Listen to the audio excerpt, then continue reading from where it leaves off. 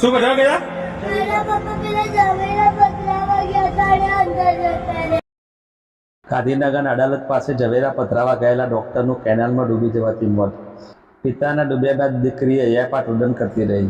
દીકરી નજર સામે જ પિતા કેનાલમાં ગરકાવ થઈ ગયા. નાની 6 વર્ષની બાળકી માસૂમ બાળકીને કંઈ ખબર નહોતી પડતી અને બાળકી જે જગ્યાએ પિતા ડૂબ્યા હતા તે જગ્યા બતાવી બધાને આજીજી વિનંતી કરી રહી હતી.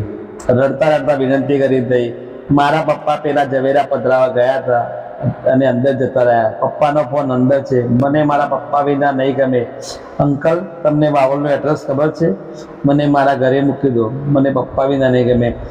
6 વર્ષની નાની બાળકીના આવા કરુણ શબ્દો સાંભળીને ભલભલાના અહીંયા અચમરી જાય, ભલભલાની આંખોમાંથી પાણી આવી જાય. એક નાની માસૂમ બાળાને ખબર નથી કે ઝવેરા પધરાવા ગયેલા પિતા હવે કાયમ માટે આવવાનું નથી ઘરે. નથી કે મરી જવું એટલે શું, પાણીમાં ડૂબી જવાથી મૃત્યુ થાય એનું પણ એને ભાન નથી. અને રડતા રડતા કહે છે, અંકલ મને મારા ઘરે મૂકી દેજો, વાવોનું એડ્રેસ તમને ખબર છે. એક રિક્ષાવાળા ભાઈ તેને મદદ કરે છે. રિક્ષાવાળા ભાઈ અને બધા ભેગા થઈને એ ડૉક્ટરનો મૃતદેહ કેનાલમાંથી બહાર કાઢવામાં આવે છે.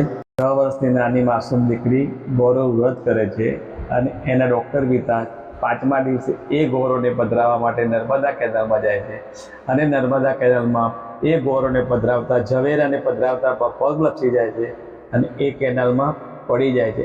હું તમને આ વિડીયો ક્લિપ બતાવું છું જેમાં નાની બાળકીનો એક પોકાર છે. શું કરવા ગયા? मेरा पापा मेरा जवेरा पतरावा गया था અને અંદર જતા રહ્યા. રિક્ષા લઈને આવેલા તમે? પપ્પા ફોન અંદર છે. તો ગાડીમાં ચાવી દેતી છે એટલે મને નહીં ખબર મારા પપ્પા. બેટા બેટા ઉભી રહે, ઉભી રહે. મારા પપ્પા અંકલ. રિક્ષામાં રિક્ષામાં ગભરાઈ છે પપ્પા પડી ગયા. હા બેટા કયું વાંધો નહીં, પપ્પા આવ્યો. અંકલ તમને વાવલનું એડ્રેસ ખબર? હા ખબર છે, મને મૂકી જાવ ને ઘેર. હું મૂકી બેટા, તમે મૂકી ચિંતા કરો બેટા.